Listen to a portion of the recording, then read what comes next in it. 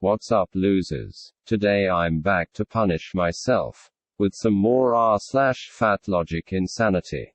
Checking out a few posts and putting my brain through the ringer to try to make some kind of sense of them. This is episode 84 in the fatlogic series, and I'm resigned to my fate. So without further ado, let's get into it. A satire is the science around calorie intake. Nature proves this out. Hippos prove that eating grass, salad, and exercise aren't the answer to losing weight. It is solely based on genetic code, predetermined at birth. Fat phobia is rampant, and worse than racism and sexism. #Haze. Haha, what? This one has to be a joke. Right, I know fat activists can be pretty embarrassing sometimes, but surely even they wouldn't defend their fatness by, unironically, comparing themselves to hippos. It's just too perfect for me to be confident that this is the real deal, and not just a really good troll post. Either way, it's freaking hilarious, so I couldn't not include it in the video.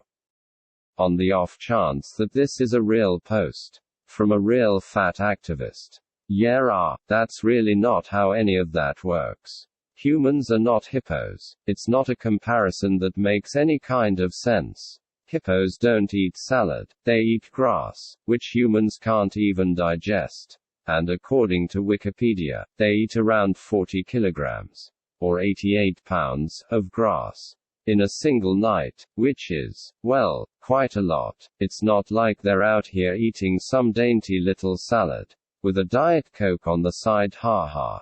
So yeah, I don't think there's any meaningful comparison to be made here whatsoever. I do have a newfound respect for the hippo's appetite, though. It can't be easy chugging through all that grass day after day. I sure wouldn't want to do it. So respect for that.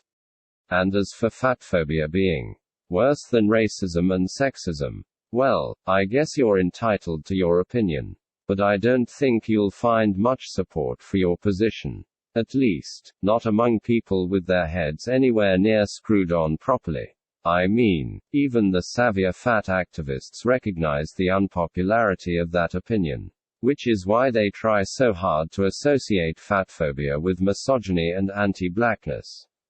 So you can make that argument all you want, if you're that way inclined. And I can even admire your chutzpah. But I think it'll get lonely pretty quickly out there all on your own. Every day I come across someone who makes me think, you know you're gonna get old, right? Even if you don't ever get fat, don't ever become scarred/disfigured, and don't ever become physically disabled, all of which you can't know for sure, you're gonna get old. One day you're gonna have wrinkles, saggy skin, age spots, varicose veins, hair loss, and probably no shortage of moles, warts, and skin tags. One day, no matter how beautiful you are now, you're gonna be ugly according to societal standard. The only alternative is dying young. So what does worshipping beauty get you? What does determining your self-worth, based on how beautiful you are now, get you? Eventually, misery. Eventually, self-hatred. Eventually, a painful awareness that you spent your life caring about the wrong things. #fatphobia. #the beauty industry. #body neutrality. Well, this post is actually pretty interesting. There's a lot to unpack, and some of it even makes a degree of sense. Though, sadly, I can only disagree with the conclusions that it ultimately reaches. The main thing I agree with the post on is the core idea of body neutrality, that beauty is fickle and superficial, and that we should value ourselves and others less for being physically beautiful, and more for our many other good deeds and qualities. I find this philosophy fairly compelling, at least as opposed to body positivity, because it's more realistic about the fact that some people are never going to be recognized as visually beautiful, no matter what they do, while also rejecting the notion that this should, in any way, invalidate them as human beings. I think the post errs slightly in emphasizing the transience of beauty over its superficiality, though, because being real, it's not like people who strive to be beautiful don't understand that they're going to age.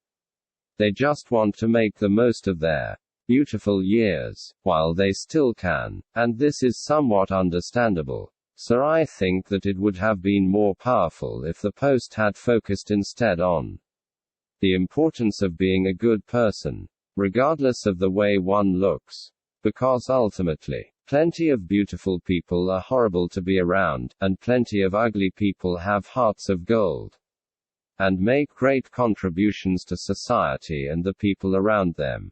But overall, the post still makes a pretty reasonable point about beauty, and how prioritizing it over everything else can lead someone down a dark path.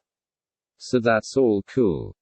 Where the post completely loses me, of course, is in its casual dismissal of fatness as just another dumb beauty standard that only superficial or myopic people care about, which clearly ignores the fact that being fat, and especially being severely obese, is not just some vain aesthetic concern. It's a condition with real, serious, and lasting health consequences. Things like wrinkles, age spots, and moles might be physical signs of aging that are generally regarded as undesirable. But this is pretty much all they are. They are skin deep. You can be old, have lost your hair, be wrinkly, and have saggy skin, but as long as you're surrounded by people who love you, you can still live happily and healthily to an advanced age. If you are obese, however, you are not just less likely to be in a good condition when you reach such an age. You are dramatically less likely to reach old age at all. Because obesity kills. It is not a trivial matter of wanting to look one's best, or to fit into a tight dress or pair of jeans. It is a crucial determinant of who gets to enjoy the golden years in relative comfort, and who is tragically gone before these years even roll around. In summary, are lots of people interested in weight loss because they want to look a certain way? Absolutely. And that's fine, if it's what they want for themselves. But we should not let this distract from the very real threat that obesity can represent to someone's health if left unchecked.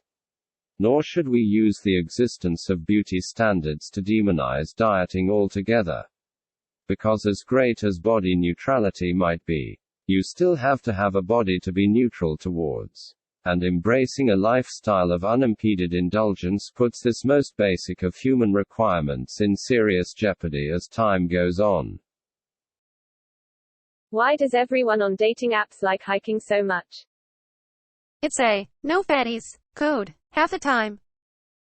Okay, so I included this one because I thought it was funny, but not so much because of the no fatties comment. Because let's be real, fat activists think everything is some covert attack on them. And this is hardly the most out there take I've seen of that nature.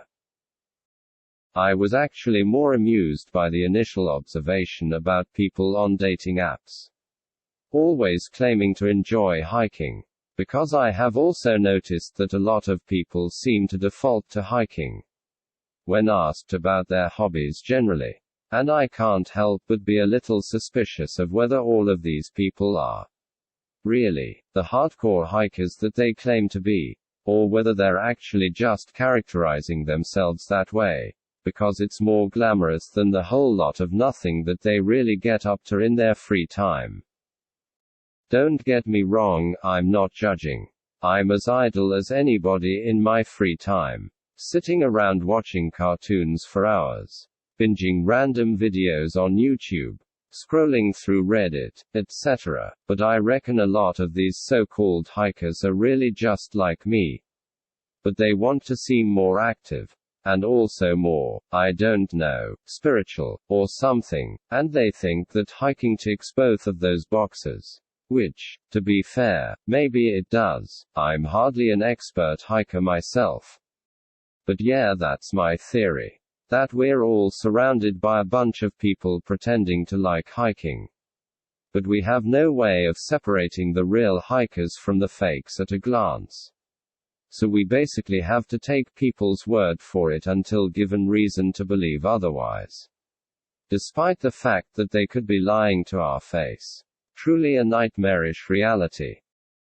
Well, that's all I've got for you today. I hope you enjoyed reading the posts with me, and that you got something out of my commentary. What do you think? Do hippos disprove dieting? Does the inevitability of aging make losing weight a waste of time? Is liking hiking a no fatties code? Let me know in the comments. As always, don't forget to like and subscribe, or I'll put you on my new hippo diet trademark, and make you eat 100 pounds of grass every day. Just kidding, haha. Anyway, catch you later.